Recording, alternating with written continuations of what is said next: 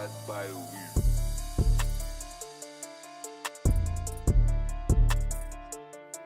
honey. Hey, boo. How are you? I'm doing great. Good. We are here at Radio Room with our third guest in the history of the Genius Network podcast, David Kirkpatrick. Welcome. David. Woo! Welcome. Nice to meet you, Good Mr. to President. see you. Good to see you. Big fan. We were just saying, so this is our third, I guess if we don't count vacations and traveling, this is the third place that we've shot the podcast. One being another studio here in town, the other being our home more recently, and now we are here at Radio Room, which is associated with Squatch and Coliseum here on the east side. And not only do we have a guest, but being here, this feels a little bit more like intense and serious For than sure. what we've done in the past. It feels very serious. If we come across like we're taking this too seriously, like that's just a matter of like the lighting, set the and setting. Welcome, David. Thank you for coming on the show. I'm so excited. So I guess we should note that like we of course like have done the show pretty much the two of us for the most part. We've had a couple guests on, and as we enter 2025, one of our big goals for the year was to get more guests, and not just like get people on because they have a message or they're trying to grow a brand or anything like that, but like people who, starting off most likely with people we know personally, and of course David and I are well connected here at this point. And also like people who like I just think are interesting and have cool stories and are doing cool things, like people who are just going for it in every sense of the word. And you're a guy who, based on my experience up to this point with you, you're a dude that just like goes for it. Like you have a business for yourself that you've like grown considerably. You have a whole bunch of other things that you do that aren't just like speed reading, and we'll get to like exactly what it is that you do. You host house parties, you do a ton of networking, you've done an incredible job with your social media presence as well, and I'm impressed by it, and I wanted to have an opportunity to have our audience get to learn a little bit more about you too. Yeah, I guess like start with like how y'all met, right? Yeah. Yeah, let's start with that. And then first thing, just before I answer that, just because like it's like, what do I like about them? You shared what you like about me on the show, what I like about you guys. So I've listened to their podcast. And it's so me as a single man in Austin, ladies, putting it out there, looking for a wife. Your guys' relationship is amazing. And people who are single out there, just you want to see what a good relationship sounds like or what it's like, the dynamic, what's good communication. I'd say listen to it. And one word to what would you say? Define it, I'd say, is playfulness. Super important. Cool. We all have that for sure. But how we met. Thank you very much. Nice It's very nice of you to say. Yeah. Because you don't see that a lot. It's tough, right? How we met. It was at you're getting a shout out. The www.theboardwalks.com. No affiliate, no commission from that. I didn't know that they had a website like that. Yeah, they have a website. I didn't know that it was like that theboardwalks.com. official, really. Okay. Yeah. And it's a walk, Saturday, 8 a.m., Bennu Coffee, South Congress. You walk with 40 to 50, sometimes over 100 people that are looking for interesting conversations. So whenever I meet someone there, and I met Jared, I think, what was it, in the parking lot, just in the parking lot, 8 a.m. Yep. Got some coffee. I was like, I remember this guy? it was the week of Christmas 2 years ago, so like 2023. I remember it was like overcast and cloudy, and there was still like maybe 60 people there or so, and they're like, oh, this is like half as many people as are normally there. I was like, really? Okay, wow. Yeah, it was like a light day. Yeah. It was a light day, and I was like, who's this guy? I always like to, people love first impressions, hearing that of like, what's like your read on this guy? Oh, great. I can't What wait. was it? Oh yeah, Tell see, right? it. It's Yes. juicy. I was like, okay, this guy built, has discipline, look in his eyes, definitely intense in a good way. I like it. I like those are the kind of guys I like. Cool. He's definitely made some money. That was like my read. It's like he's definitely done something. Okay. And then we talk maybe 5-10 minutes in, is like definitely has some leadership and sales experience. I just like picked that up. So Okay, cool. Yeah. All right, that's a Yeah. solid first impression. I mean, again, like when people say that I'm intense, I don't know like how to take that, because I feel mean, like I'm no, intense in an okay, so- interesting way. now let's define intense. Yeah. How do I define intense? Just someone that also is taking life as it should be, responsibly, and like with life. Sure, yeah. The negative connotation people have with intensity might be is like, oh, you're all over me, or you're all over this. Is like, that's not mine.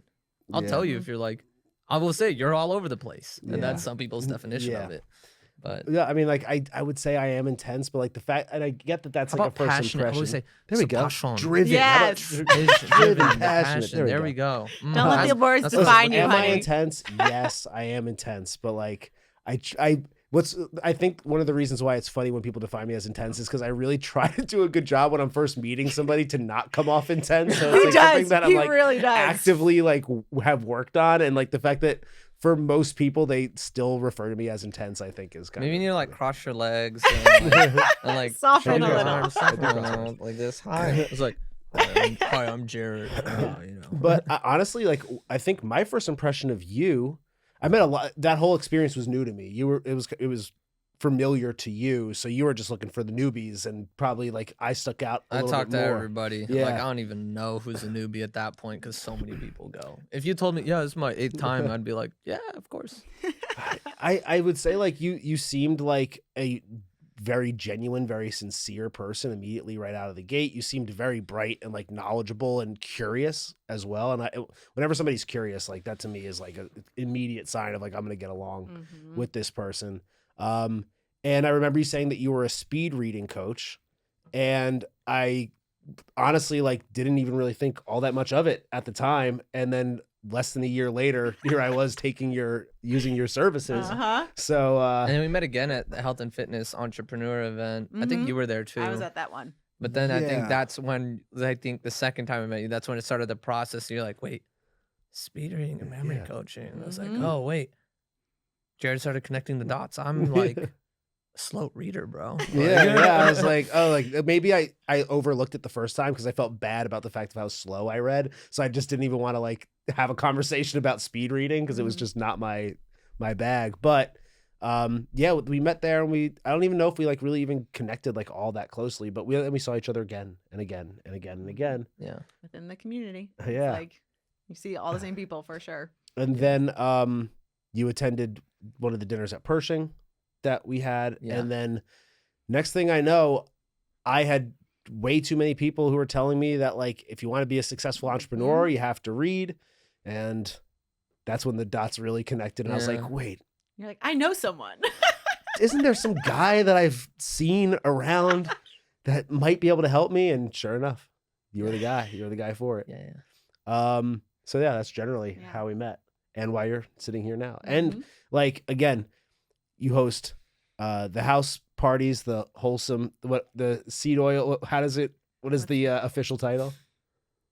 Wholesome house party with no seed oils. I always like picture it too, like visually in this way. I'll do that too. Like I'll meet a stranger. It's like, let me tell you about the best party in Austin. They're best, the fantastic greatest. parties. Yeah, They're so certainly the nice. most like well orchestrated and well like I don't want to say produced because like that puts it in a weird connotation. No, but it's like, produced. It is Totally produced. It is produced. Totally puppet masters everywhere. Well, I Party. mean produced in the sense where it's like you don't just show up and like it's a free for all And like you find one person and that's who you're going to talk to for the Right. night. Like you break everyone up. We have talked about your house parties on our podcast before Yeah. because we've enjoyed them so much. Like you go to the party, you're broken up in groups. Like Jared and I barely see each other the entire time at the party.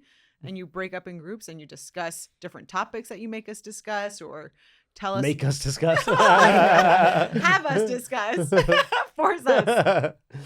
But I mean, it's a great way to like meet new people. It's such a great connection. People speak, they do performances, and we'll get into that in a little bit. But like, because I think that's fascinating, and already mentioned, like you've done a really incredible job of growing your Instagram following as well, which I have to say is also something that resonates with me pretty considerably, and like you've helped me with my own content in more than one way. So yeah, like even though we just met at this like cloudy, gloomy walk around town lake, it's I've gotten a lot of value out of our connection over the last year, and I hope that you feel the same way to some extent. Oh, absolutely. Absolutely.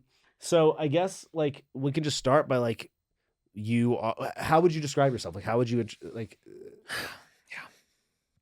How would I describe myself? What you do and like who you are, and for the people who don't know you out there in podcast world. So I answer this in many different ways, like business exchange ways. I'm always like figuring out what's like the first sentence that I share with someone that I think is someone to stay connected with. And this is just the concept. So this little book called Little Black Book of Connections, where a lot of people network, but they don't spend the time to think, what is your elevator pitch, your 30-second elevator pitch? And of course it changes, right? But one that I've come to the conclusion that I like asking people is like, they say, oh, what do you do, David? I say, oh, well, do you think learning faster will make you more money? I don't even tell them now. Yeah. I'm just like, do you think learning faster will make you more money? And if they say no, sorry, sir, you're retarded. We're not going to connect. I've never said that yet, but maybe we'll get there. But if they say yes, it's like, well, that's what I do. If they say yes, learning faster would make me more money. It's like, well, that's what I do. I help people with their memory, their reading speed, comprehension, and focus. That's and okay. Then go from there. What is the usual reaction that you get? I don't think that when we first met you had that dialed it. No. Usually it's like, oh, I'm a speed reading and memory coach, and then it goes in one ear and out the other because people aren't ready to process that. Yeah, it's and too look, that's pretty much what I just said. Really, like when I first met you, I remember you saying that, and I remember like not being able to really tie it to anything meaningful. Yeah. So I was just like, oh, okay, that's what he does, whatever that content. Means. That's also how you do your elevator pitch is how you should do your content. Yeah. So instead of saying, I'm a fitness coach, maybe I'll just say, you meet someone in person, a man. I think it's okay to do this with men. Man, if I was a fitness coach, I would be a dick. And here's why. If you're fat, I'm going to be like, bro.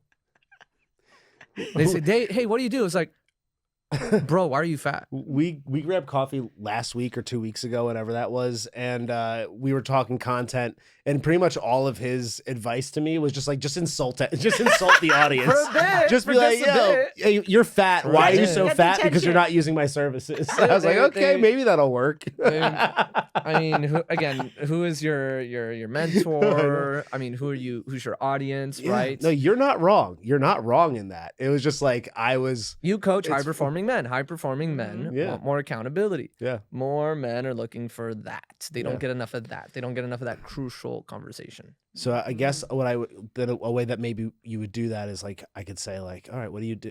You ask me, what do I do? And I would say, all right, David, what do you want out of life? There you go. Could be.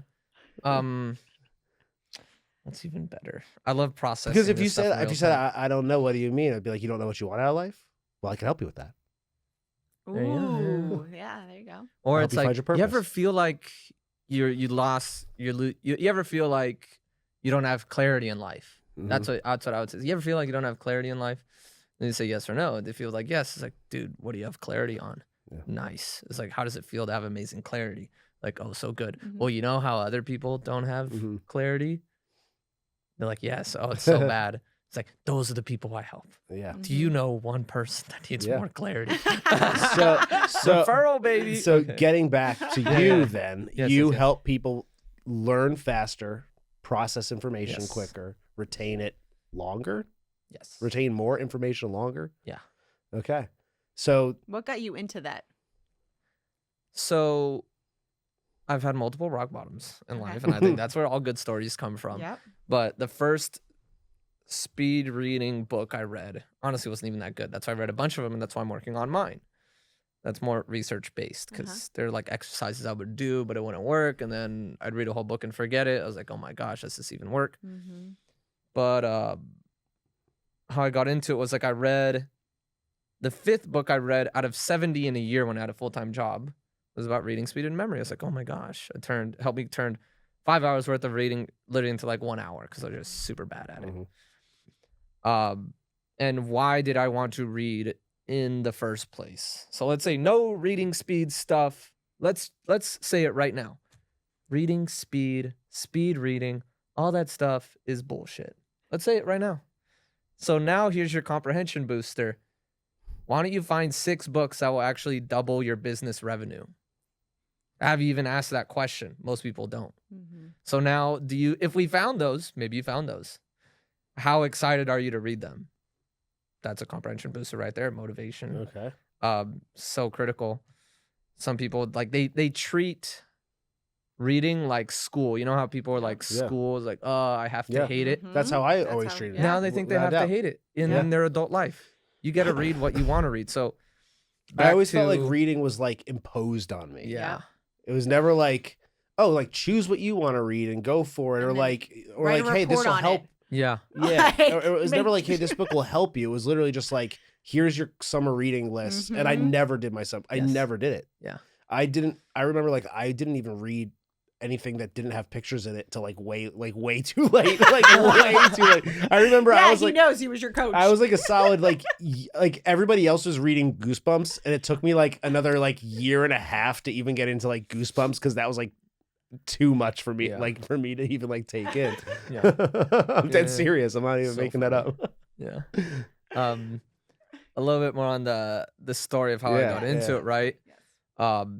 So I'm in my 9 to 5, but I just found it fascinating and interesting. So as I'm reading business books, I just like joined like some programs that probably cost me 2 months of my salary, because I was like, oh, this book says invest in yourself, so I should do that, right? And then I also found it fascinating.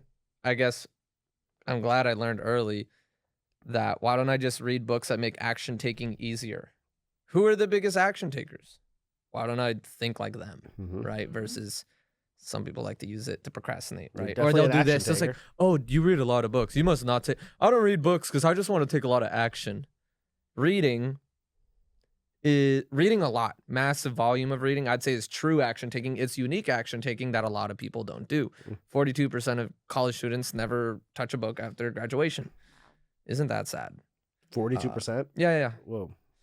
Yeah, just Google it. Pops up. I guess I was again. I was in that. Yeah. But I will say, I think that there is a component of people who do read a lot of books and do not apply any of it. I think that is a way too big of a portion of the population. Like they want to learn, and they know all this stuff, but they don't actually apply. I think their definition of learning is also bad. I have up on my wall, I took this from Alex Hormozy. It's written in big bold. My learning creates improved behavior. Any other learning, you have to do this. If you're learning, but you're not applying, you have to actually say, so I have a friend. He's like, always loves to talk about fitness and diet. But I said, in the last 6 months, did you gain weight or lose weight? You gained weight. So I was like, you have to say it out loud right now, is you don't know what the heck you're doing. Yeah. You don't know what you're doing. Say it. And if you don't say it, it's like, no, I know what I need to do. I'm just not doing it. Your teachability index is actually 0 and you download nothing. And now you're still not just fat, but a dumbass too. See, you take the mean route. But I love it. It's a tactic. It is a tactic. It is a tactic. You're allowed to do that. But then I'll also say, but you know what? I love you still, even though you're fat and dumb. Truly. I know you do. Yeah. You mean that from the bottom of your heart. I can tell. So, all right. So you said you hit rock bottom. So let's like kind of back up. Let's talk a little bit about your background and what those multiple rock bottoms looked like, and then we'll take it into like how you created David Reads Fast. Yeah. Which is the brand at David Reads Fast on David Instagram Reads Fast. And probably other places as well at David Reads Fast. Yeah, David Reads Fast, YouTube and Instagram. It's simple, it's to the point. Yeah. Nails it.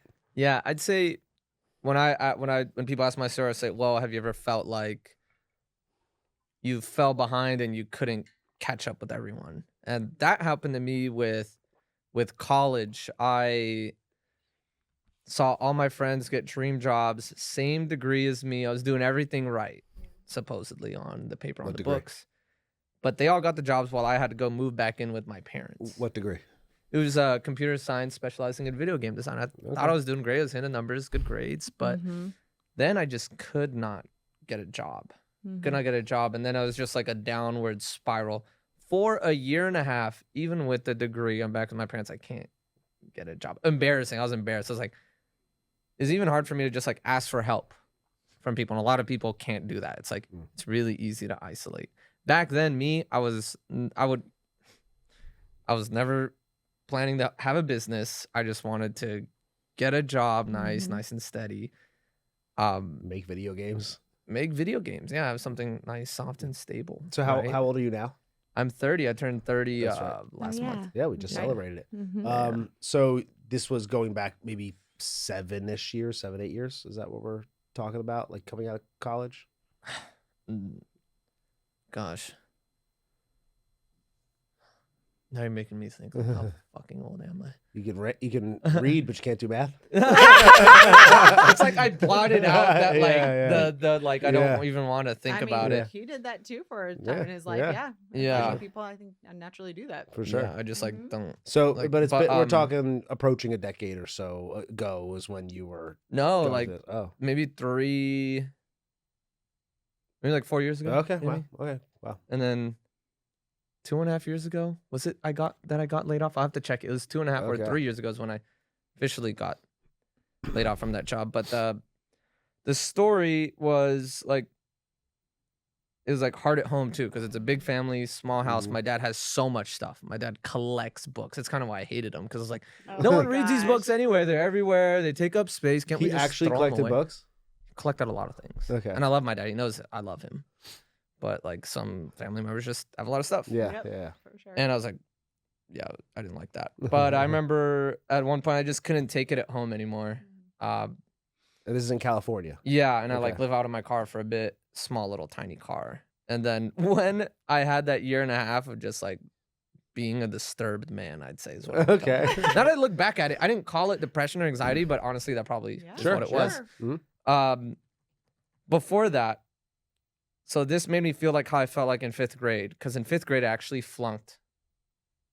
I was like stupid, and I called myself stupid, and I hated it.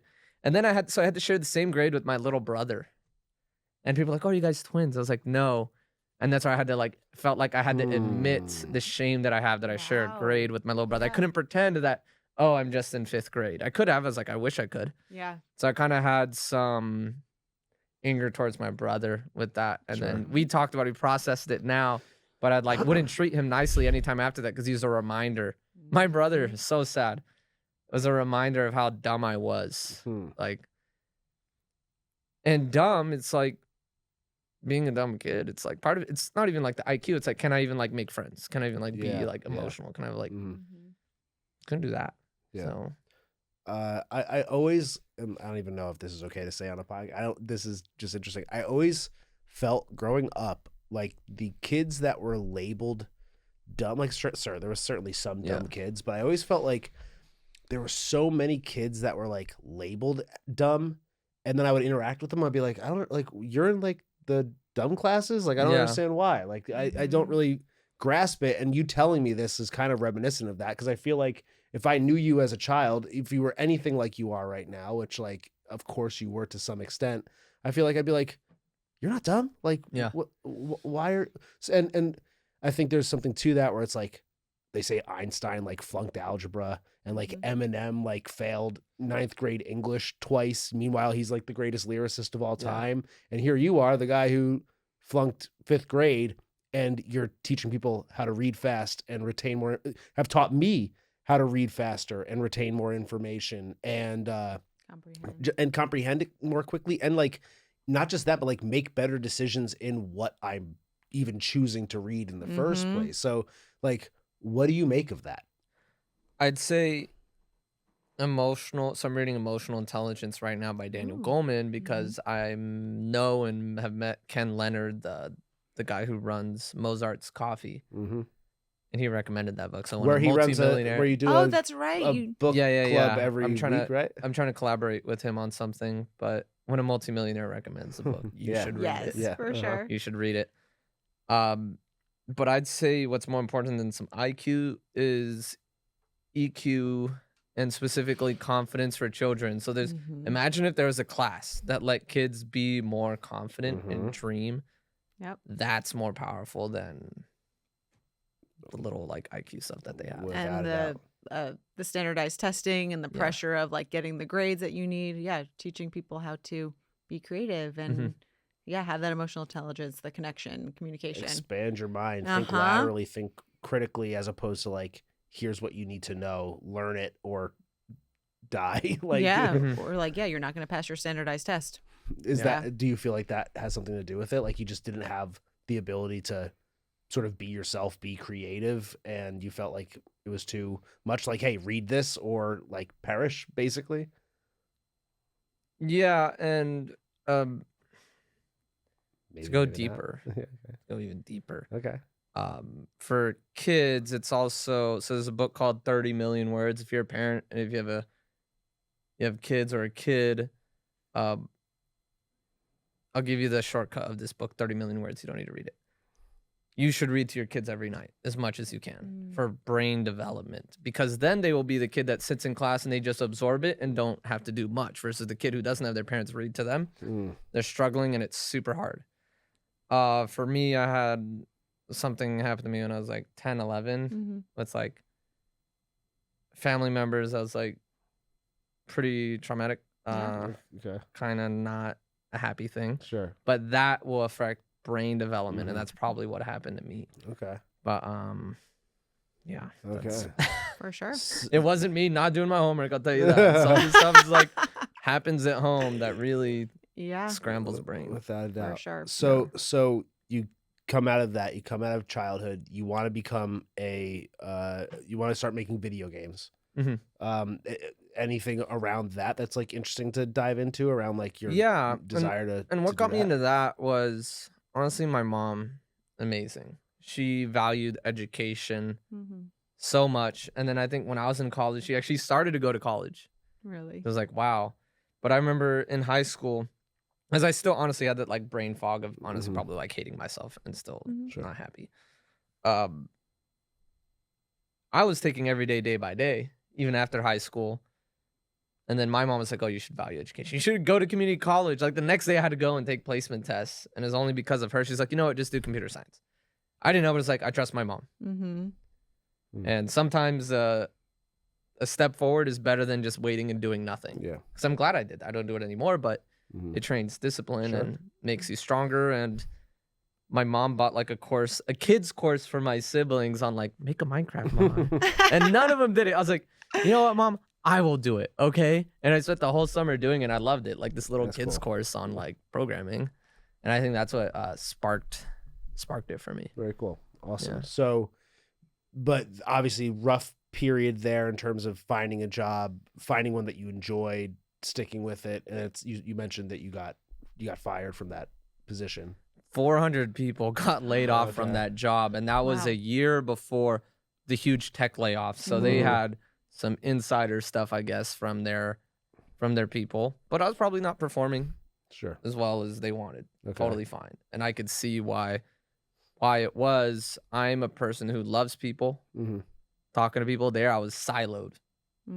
Definitely. I just, not me. Yeah. All right. And did you know that at the time, or did you have to? I had to go through it. You had to go through it to learn that. Yeah. Okay. So let's go through that, and then like how you come out on the other end as David reads fast. Okay. Yeah. So here it is. During that job, and now that you say that, I think during that job, I was like, okay, I had read like maybe a handful of books. So it's like, oh my gosh, these handful of books. I was gonna go for the salary I got was double than what was intended. So I was like, okay, a handful of books help me sell better or market better, write a better resume, or like build some projects that get someone to want to hire me. But then now I feel like my mind was infiltrated by all these CEOs and millionaires and big dreams. I was like, okay, that's why like during that job, I wasn't just doing the job. I was waking up at 5, meditate every day. Oh my gosh. Yeah. You can't let your environment, stop blaming your environment for like your losses.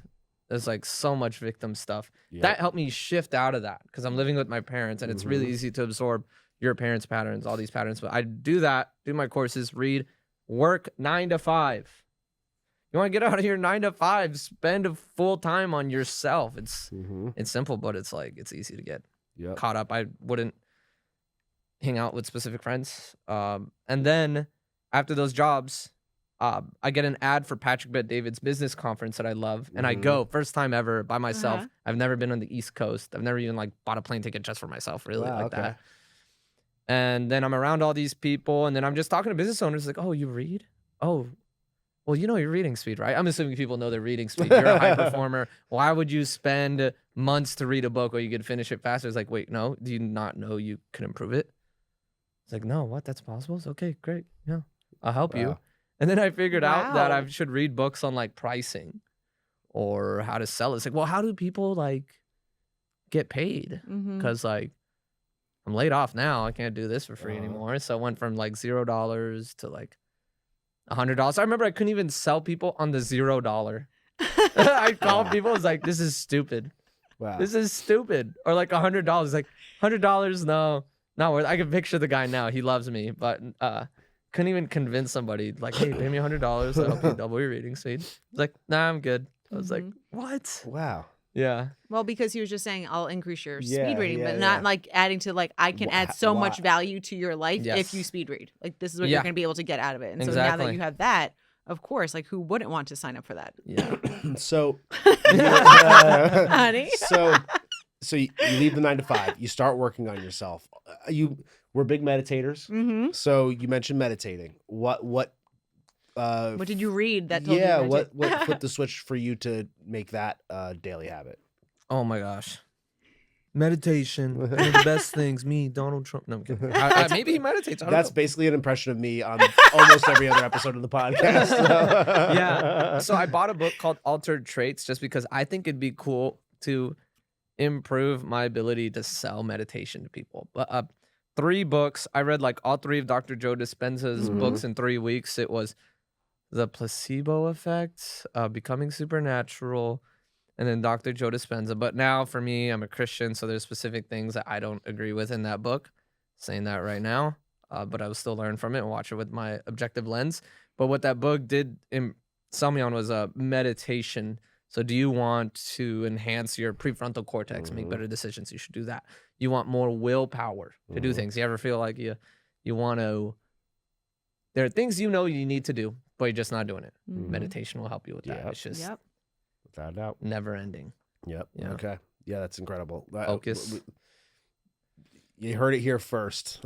I can't say enough good things about meditation. That's 100% right. Okay, so meditation, and you were doing the speed reading, and then so were you just like in that speed reading like mindset at that time, because that is sort of what you were picking up on, which is why when you went to the Patrick Bet-David event, that was sort of like at the front of your mind when you're talking to these entrepreneurs and asking them their reading speed, for example.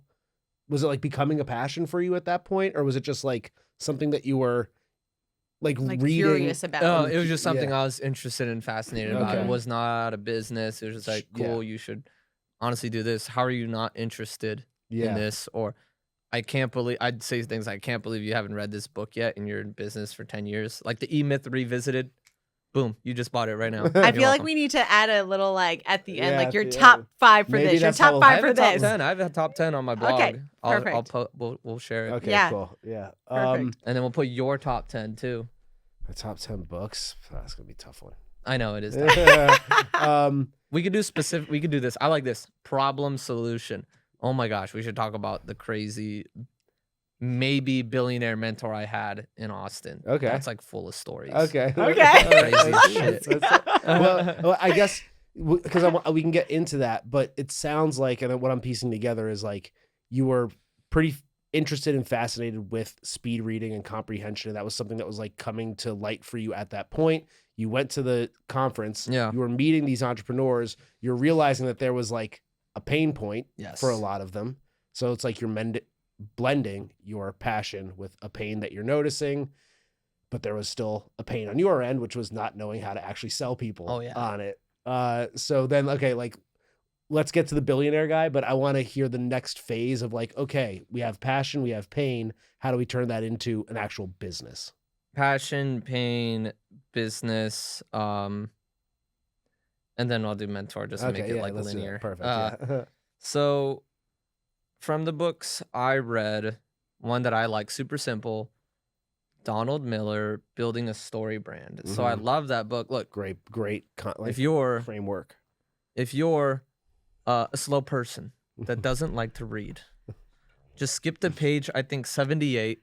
Find the link find the link and do the worksheet Mhm. that he gives you for $0. You can find it online. Yeah, you can find it online. It's so easy to come across, and it's fantastic. So Yep. that book made me realize I need to figure out what are the things that they always say. If you know the stories within their mind that they say around your product. So it's like, well, David, I fall asleep when I read. Well, David, why would I read? Because I'll forget. Well, David, why would I read faster? Because I won't comprehend anything. Well, David, can't you read too many books? Or, well, David, I don't need to read or learn more. I just need to take action. I got this shit memorized. But it's just like, that is what helped me because I'd say things that I was interested in. Yep. But they're not interested in it. So it doesn't matter what I'm interested in. It's like, find their stories. And then that'll move them over. Yep. I'd say, but for anyone that's trying to do a coaching business, like I talk to them, it's like, okay, how many clients have you had? How many people have you even helped for free? I help a lot of people for free just so like, it's like, okay, $0. After I couldn't even sell them on $100, you know, I regressed to $0, but give me a video testimonial. I will help you for free. So do that. Does it even work? Right? So that was my hypothesis. It's like, how about I like just help people for free? Yep. Figure it out from there and read books in the meantime. So $100 million offers helped me with pricing so much. Awesome book too. Another great book. So much. But yeah, to really answer your question even more, I'd say that helped me figure out the pain, which is their stories. And then doing the work helped me get the testimonials, the proof of work. Is this even viable? Yep. Right. And you can do that for $0. All that stuff for $0. And then to turn it into a business is just how can you keep serving people and over delivering, I'd say. Yeah. And I was going to say, you've also clearly done a really good job with like networking specifically. That's how we met, not just the first time, but the second time and a few times thereafter. And like you have like a great brand down, a great sales pitch clearly, a great message, and you're fantastic at delivering it. Did that come with time? Is it something that clicked immediately? How does that evolve for you? Reps. Yeah. Time isn't real. Come on. Seriously. Let's talk about it. Like the more people you talk to, and I'd say do it in person because like you want to like test a message, but some people want to do that with ads. I would say go do it face to face, look them in the face, shake their hands, see the response in real time. You'll feel it more at a cellular level. Yep. Also, potentially rejection therapy. Some people are just not interested. I talk to somebody who's like, oh my gosh, it's a perfect fit. But if they don't believe certain principles, they're not a fit. Yep. There are some people they will never read. They will never speed read. I'm okay with it, and so are they. Yeah. Yep. Yeah. Cool. Yeah. Yeah. All right. That makes sense. All right. Let's talk about the billionaire guy, and then I do want to talk about the house parties too. Yeah. That's a cool thing. Quickly, I'll feed people. So like podcasters, I noticed this. Your guys' podcast is different, but they'll say, David, just give them the quick tips. Give them the quick tips. So I'll try to give you guys some quick tips. Okay. 3 tips to increase your reading speed. And I'll tell you what is even a good reading speed, because no speed reading book ever answers this. They'll say it, but then they cite no sources, which pisses me off. Okay. My book will. There Isn't you that go. nice? So number 1, When just can we like expect the book? 3 months. Okay. Ooh. Sweet. Okay. Cool. Yeah, I actually have been working on it. All right. Awesome. Nice. I know you have been. Yeah, I just yeah. didn't know what the timeline. Yeah, was. Cool. Number 1 is using your finger or a pen as you read from left to right. Okay, just do that basic. There are more advanced movements you could use, but do that because that's going to give you a rhythmic eye movement. So what thing that they've done in the past, early 19th century, they'd actually rub cocaine on people's eyes, attach some like wires to like track their eye movement, and the people who are slow readers tend to have more erratic, all over the place eye movement, or always go back and regress, and like.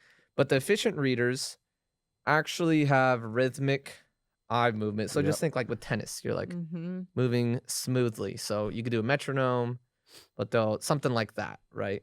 Good eye movement. They'll also, every time they place their eye, a more skilled reader, and you see how I say skilled reader, not really fast reader, because I think that's a better definition. Yeah. The skilled reader, every time they place their eyes, they're getting more information every time they place their eyes than the person who's a slow reader. So that's like honestly having like a bigger shovel for information and download, right? So that's one, the pacer. Two is try to read groups of words and not look at each individual word, right? And skilled readers already do this naturally. And people actually do have vision issues. So if you have vision issues, read some books. I'll put them in the description on like holistic vision healing. There are books, imagine this, most people don't know this, that help you get off your glasses. I don't need these glasses. They're just style. And blue light blocking, right? No? Yeah.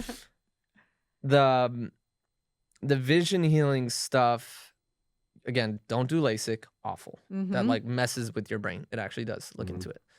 Glasses, you can get off of them. But just know your vision can be improved.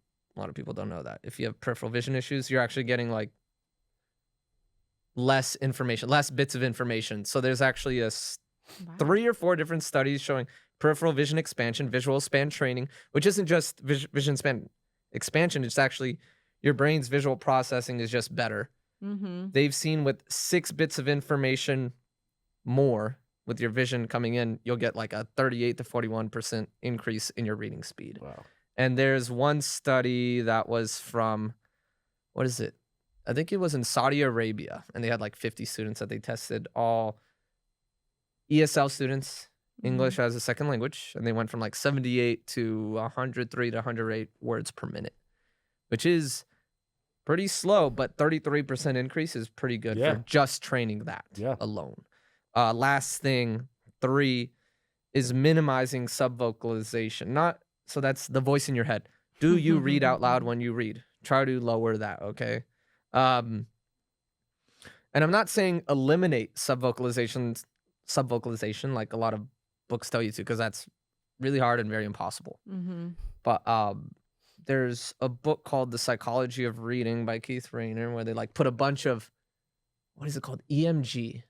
They put a bunch of wires on people's necks, right? To like measure how much are you activating your voice when you read. Turns out slow readers, ineffective readers, activate their voice way more. Interesting. But the skilled readers do it way less. Right? So it's also, the theory is that as you get better, it's an indicator that you need to do it less. Right? So that's a big thing. That's why a lot of people try to eliminate it, but then get no progress. Because it's partly just a symptom of you getting better. Okay. Right? So those are the 3 that I'm trying to give you with detail. That's amazing. I mean, when you were first like walking me through like how you were going to help, I was still a little bit skeptical. Not because of you. I was skeptical that I was not capable of reading any faster. I guess like why did you decide to move forward with the program? Yeah. So the reason why I wanted to move why I wanted to move forward, or why I wanted to do it in the first place? Because I think you should start with, as this would help a lot of viewers, like, what was your identity as a reader or even like a non-reader, right? Slow reader, didn't like reading. I fell asleep when I read. I didn't have time for it. All the things that you just listed. It was literally all of them. I wouldn't say that I ever said that like I can't remember the stuff that I read. I always like feel like I've had a good memory, so I never identified as having a bad memory. But I definitely identified as somebody who just like, it was slow, it was taxing, it was really energy. I expended a lot of energy just to read, and it would like just fall asleep. In fact, like I would always bring it on vacation. I would read it. I would read a book on a plane, and I would fall asleep in the first 5 minutes. And like I fall asleep on planes. So it was my excuse to pretend like I was gonna read a book, and I knew that I was gonna fall asleep anyway. This way I could look smart on the plane with like a book. But but then I realized as time went on, I told the story about how Tony Robbins read 700 books in 7 years. I want to be the short jack Tony Robbins. Well, if that's the case, I better learn how to read, because I probably read 7 books in 7 years, if that. And just in general, I'm big on synchronicities, and I just noticed that over time, read this book, you should be reading more. Like that just kept pounding me in the face enough where I had to go, okay, am I gonna just like am I gonna be like an absolute dunce and not accept the information that the universe is beating me over the head with? I better do something about it. Just so happens that I met you. That's another thing. The synchronicity is like, I became friendly with you, and I'm like, well, I have somebody that can actually help me with this. So why wouldn't I at least explore that as an option.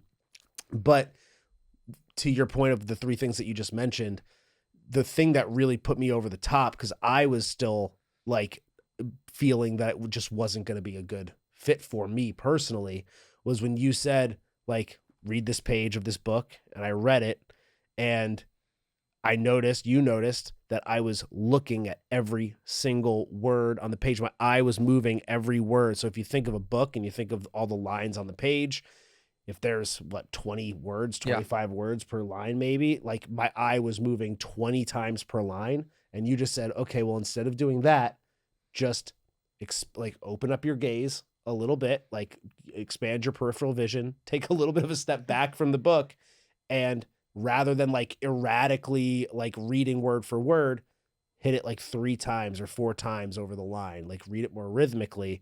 And within the first 20 seconds, I was like, oh shit, okay, here's my money. I was like, here's my money. He's like, I don't know how to read. I literally was like, I have been reading wrong my entire life. And I think that's how most people are. I think most people are reading wrong, because even the way that they teach you to read is based on the letters and sounding out words. So you start to learn in this really like rudimentary sound out words kind of way.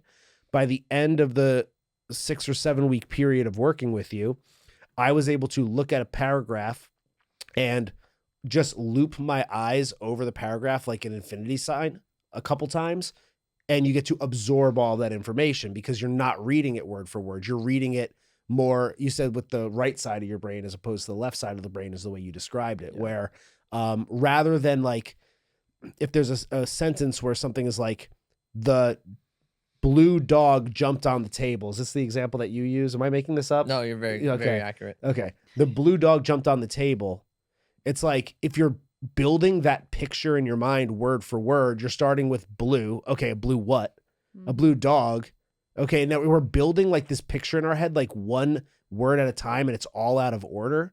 So then we're reading it, then we have to put it together in our brain, and then we have to make sense of it, versus absorbing the whole block of text as a whole. You're in the way you do it over the course of the several weeks, like you start to realize how to read more with the right side of your brain and like paint a picture in your mind as opposed to a line of text. And you're also going to remember that more than I imagine, correct? Yeah, absolutely. Because you're building that in your brain. Yeah. And by just looping my eyes over the page, you kind of like pull in the fragments of it, and you can form the whole picture almost at once, as opposed to in this like seemingly linear way that actually is out of order and out of sequence from how your brain is going to comprehend it. Was that good? I felt like I made a lot of sense there. Are you a speed reading coach? Because that was phenomenal. I just had a really good one. That was good. That was really good. No, I have told everybody about it. I can't like recommend it enough. If you think that you're a slow reader, you're just not reading right. That's really what it comes down to. You're just not doing it appropriately. And you taught me that. So thank you very much. I'm forever indebted, because I am no longer a slow reader. Now I'm an average speed reader. I'm actually. Would you say you're a skilled reader? I would say I'm a skilled reader. I would absolutely say I am. I like you're changing the wording there. I love this story that Jared shared. Oh gosh. So after Jared read, what was it, 6 books in 6 weeks I think or it was something? 7 books. I in started 6 a week weeks. early. This guy was on a boat, and then, do you remember that story? You want to share it? Yeah, I was on a boat, and I was saying like, I just went through a speed reading course. I read 7 books in 7 weeks, and like everybody like gasped out loud. Audible gasp. Audible gasp. Wow, 7 books in 7 weeks. They like I was some smart brainiac or something. The other thing that I think is important, because this is the question that I get a lot, is so like you could just read anything all at the same speed, and it's like, no, of course not. Like you read everything according, like in relation to how complex it is. So something that's really simple, I can read a lot faster than I could previously, but something that's more complex, will it take more time than something that's simple? Absolutely. But I'm still reading it and comprehending it faster than I would have otherwise. So it's not like you're reading everything at the same pace. And what I tell people, most people have like a 1-speed car for their reading speed, where you unlocked 4 different speeds, a couple more gears. And they actually call this, gosh, what's the guy's name? Whatever. routing or something. It's some Really? weird scientific name for like different speeds I and totally things get like that. Well, yeah, super important. Cool. One thing I tell people is you've got to pay the dumb tax. And a guy that started the Flow Research Collective, Stephen Kotler, so read his book, The Art of Impossible, and his stuff is all about creativity, high performance, flow states, focus. And he has a chapter, I think it's chapter 11, called The ROI of Reading. And one thing he says is like, look, if you want to boost comprehension, especially for speed reading, I'd say you need to read the top 5 books of any industry. Then you start to get compounding exponential results of comprehension. Why? Because your brain has more mental models of what this guy's going to say, a better vocabulary. So, because this is how I think of it with speed reading. When you see your first and last name up on the wall, how long did it take you to read that? No time, because you just Yeah, know. exactly. No Like time. You what didn't have you to sound it recognize it. out. Look at each one. Yep. So what if you could have that processing power with 80% of the English vocabulary, or 80% of what they say in sales books or marketing books or copywriting books? What would that do for your business, right? And that's just reps. Look at those biceps, just like that. Reps, baby. Yeah, Reps in yeah. the gym. Effort, consistency over Yeah. time. We only have a few minutes left. So would you rather talk about the billionaire, or would you rather talk about your house parties? Because I could do both. Let's yeah, go. let's quickly. do it. Yeah, let's do Okay, it. so crazy billionaire dude. I have a book club. This Hopefully guy he's not Would Well, you so- also promote that book club? Because that's, I think, really great that you have that. Yeah, just message me, David Reads Fast, if you want the information. Super easy. Or reading4results.com with the number 4. But this guy was one of the craziest mentors I had. Is he sociopathic or narcissistic? Maybe. Is he a billionaire? I don't know. But he's like smart guy, maybe almost like 500 IQ, and he taught me to 500.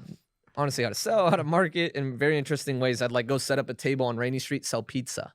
Or one interesting thing he had us do is like quickly write a book with someone, and we based the book on a book that was in his head.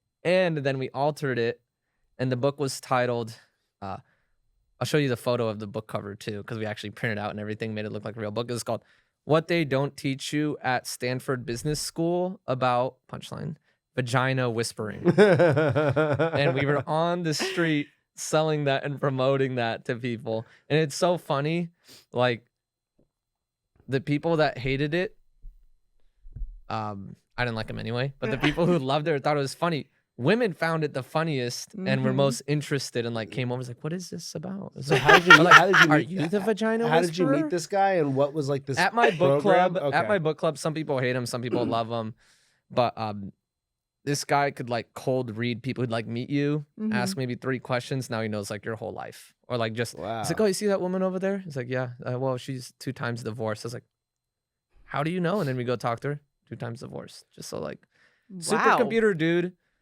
But he burned me out like crazy because like to get to that point of like a lot of money, they're very, very different, and then have their own intentions for them. So like, why are you being a mentor in the first place for me?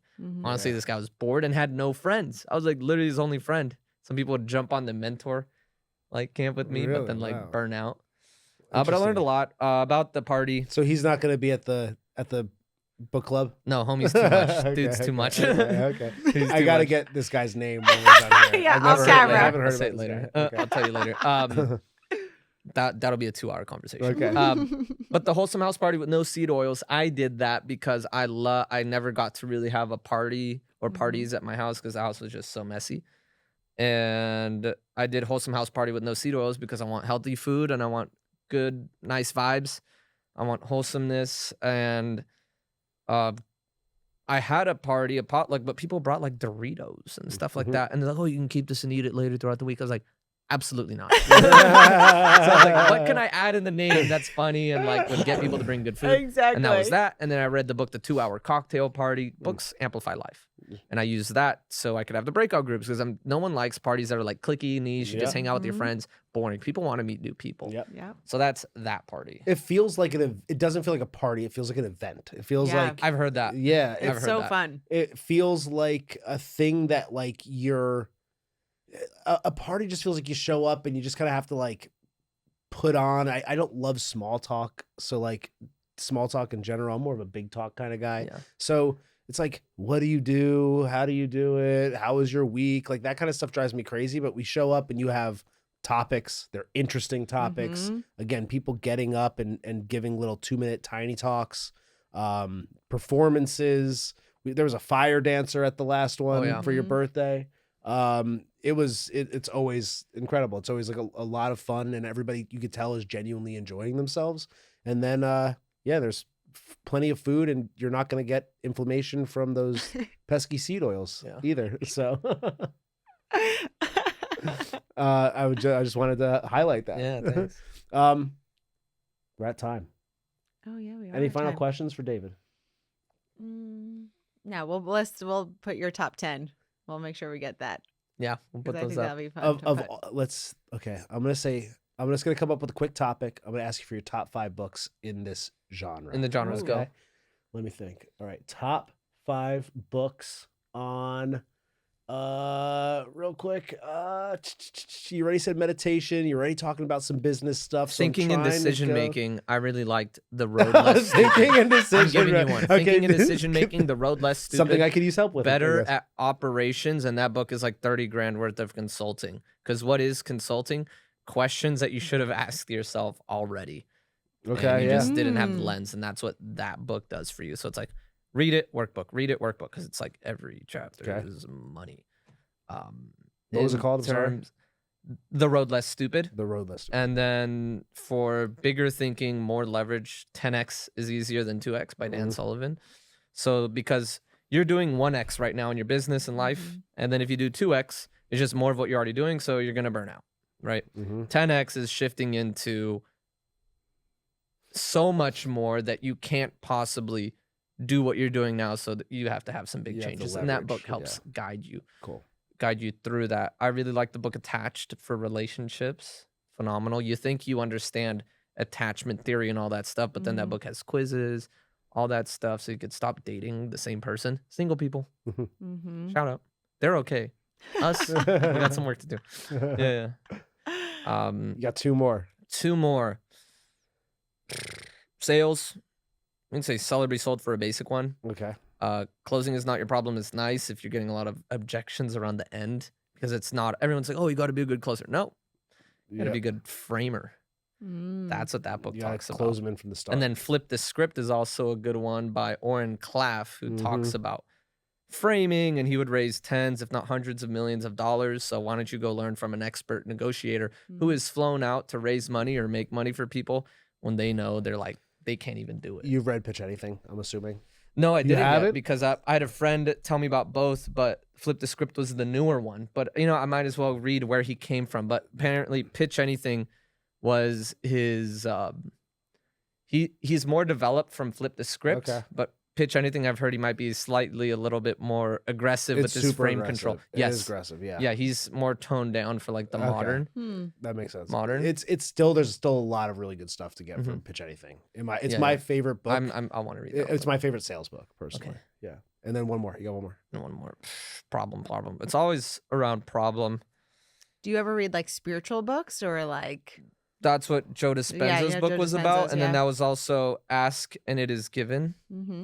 That one's really good. What's that? So, well, I'd say the biggest thing from there is that people they think there's negative and positive emotions. There's no such thing as a negative emotion. See it as a notification for something you need to improve upon. Yep. Like depression. Like a lot of depression is like, how focused are you on yourself versus just giving to other people? The secret to living is giving, and that comes from Tony Robbins. Robbins Is what himself. Sure. a speed reader 2025 January podcast with Patrick Bet David, 38 minutes in maybe into that podcast, he said that he read 700 books in 7 years, and he said that I'm a speed reader, so if you want to make money, maybe you should read. And he's a billionaire, so. And he's a billionaire. And oh my gosh, I know we're out of time, but the next Go for it. video, honestly, well, the biggest objection I hear is like, David, I don't like books because I like audiobooks. Well, do you learn to remember? And do you learn to like develop focus? Focus is important to me. So which one builds better focus? Probably reading. Which one helps you remember it? Books. Also, like, what's active learning and what's passive learning? If you want a shortcut That's right what now, it comes down to. It's just active coming down to learning versus passive learning. Yeah. I think you did like a little story snippet of it like last week or something, and I was very engaged with it. I was like, this makes complete sense. And yeah, like obviously if you're just listening to something, you're also probably Doing cleaning the thousands of- house or doing work or like someone's talking to Like you. Or you trying to might get be your- right now, audience. Yeah. But Focus. if you are with a book, you need to make time for the book. Yep. It's the book and the book alone. You have to be sitting down, focused Mhm. on it, processing it. Hyper Focus by Christopher Bailey. Let's make that the last book. My favorite focus book. So good. Okay. Yeah. Well, if you don't want to make more time to read and you just want to read more, take in more, active reading, more memory, more comprehension, Be a skilled reader. make more money, be smarter, stop being a dumb fuck. See, I can be mean too. Stop being a dumb fuck out there. There it is. That's the Stop Jared I know and losing love. money in your shitty business, you dummy. Well, then you can go to Reading for Results, David Reese Fast. David, thank you so much. David Kirkpatrick, everybody. Thank you for being here. I'm here all night.